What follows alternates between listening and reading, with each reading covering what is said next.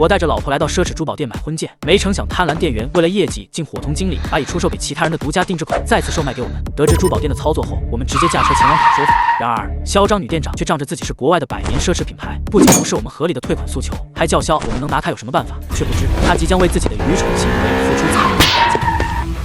秦总监，您怎么来了？秦墨贤盯着店长和经理，他的眼神让这两人浑身发毛，有种不好的预感。秦总监，您这是？秦墨贤冷冷的道：“根据大区总部命令，现在撤销你的区域店长职务，同时开除包括你以及荣城店面的经理，还有所有员工。现在你们立刻交还公司的财物，然后离开这里。”这番话一出，所有人都愣在原地，经理和店长更是脸色难看。为什么？您是在开玩笑吧？你们觉得我像在开玩笑吗？店长脸色铁青。可是我不明白为什么，我需要一个交代。店长级已经算得上中管了，开除一名中层管理，起码得给个像样的交代才行。既然你问了，我可以给你一个答复。你们店里是不是有一位叫叶枫的客户？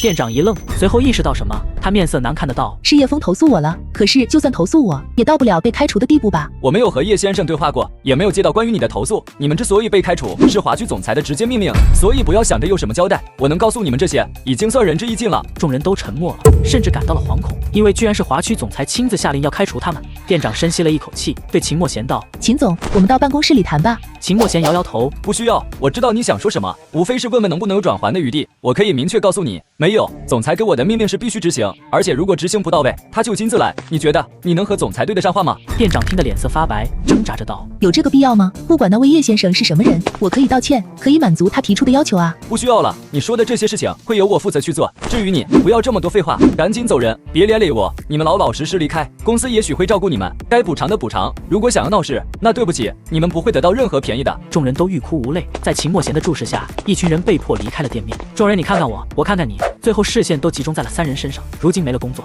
那些胆子大的已经忍不住抱怨道：“都怪你们，本来道歉退钱就行了，非搞那些幺蛾子，害得我没了工作，真恶心人。”就是有些人总以为自己很了不起，实际上算个屁。一口一个品牌高贵，不怕别人找麻烦。现在能不能告诉我高贵在哪儿了？人家面都不露就把你一巴掌拍死了，也不知道装什么。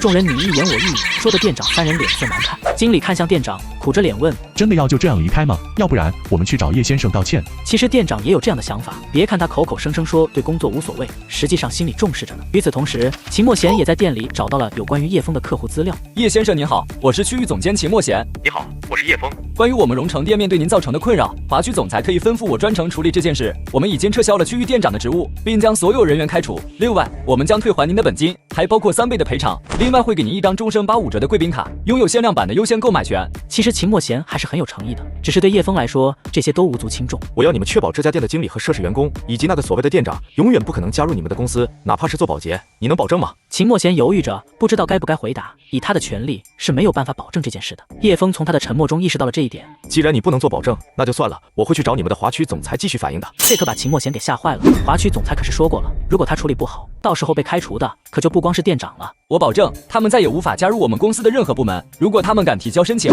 我就算拼了不要这份工作，也一定要向总部进行严厉的抗议。尽管秦墨贤并没有拿出足够力度的保证，但他的话语已经算尽力了。叶枫也知道逼他没什么用，何况他要的只是出一口恶气而已。这件事除了我，还有一位刘3000先生，也是你们店里的老客户，每年都要买好几百万的东西。这么一搞，恐怕你们品牌要进他家的黑名单了。同样的补偿，刘先生也应该得到，你说对不对？秦墨贤听得一愣，华区总裁只和他说了叶枫这个名字，没有提及别的人。现在叶枫说了，他也不好质疑真假。好的，我现在找下这位刘先生的联系方式，马上和他联系，给予和您相同的补偿。行，那就这样吧。叶枫直接挂断了电话。秦墨贤立刻翻看店里的消费记录，很快就找到了刘太太的名字。这位刘太太是每年消费数百万的大客户啊，这种级别的客户可不是到处都有的。他们到底长没长脑子，居然能干出这样的事？秦墨贤对店长和经理恨得咬牙切齿。如果店长和经理此刻在他面前，他一定会忍不住上去抽这2个人。另一边，唐仲薇惊讶地看着丈夫，对方居然打算多赔3倍，真的假的？这又不是假货，怎么会赔3倍？假1赔3，并不一定是指真正的假货，像他们这样的欺诈行为，也可以算作其中一种。而且他们应该是被吓到了，别说赔3倍，就算10倍，也不会皱眉头的。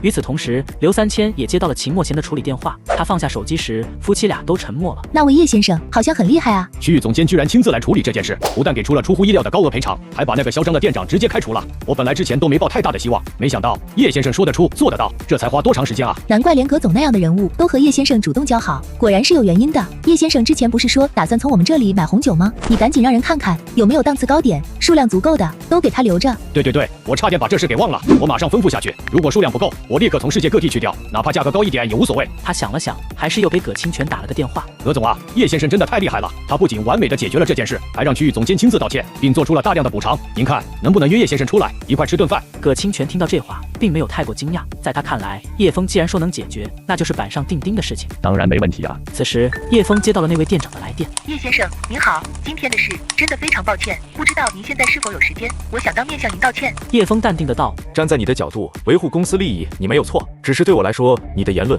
无法接受，而且我的个人利益受损，所以我不会原谅你，哪凉快哪待着去吧。说罢，叶枫直接挂断了电话。第二天，两人收到了葛清泉等人的邀约，来到了5星级酒店吃饭。这位是这家酒店的老板徐尚峰，徐总是我的老朋友了。如果叶先生想要选择一个办婚礼的地方，这里肯定是最适合的，有足以容纳上百桌的大厅，非常的奢华大气。我其实不喜欢这样的大厅，想宴请的人不多也不少，但肯定来不了上百桌。没关系，我们这里也有能容纳180人的小厅，届时肯定会把所有的饭菜以最好的状态呈现出来。至于价格方面，直接5折。叶枫笑了笑，那就多谢徐总了。一顿饭很快就吃完了，众人互相交换了一下联系方式。叶先生，您看要不要一起去打个牌，玩耍一下？我带着老婆一起来的，就不太方便了，你们去玩吧。于是叶枫就单独带着唐仲威准备回家。到了酒店门口，唐仲威忽然拉了他一下。那好像是我爸。叶枫抬头看去，只见唐景松站在面包车旁，正给某个人递华子，满脸讨好的表情，和叶枫印象中那个神情严肃的男人完全不同。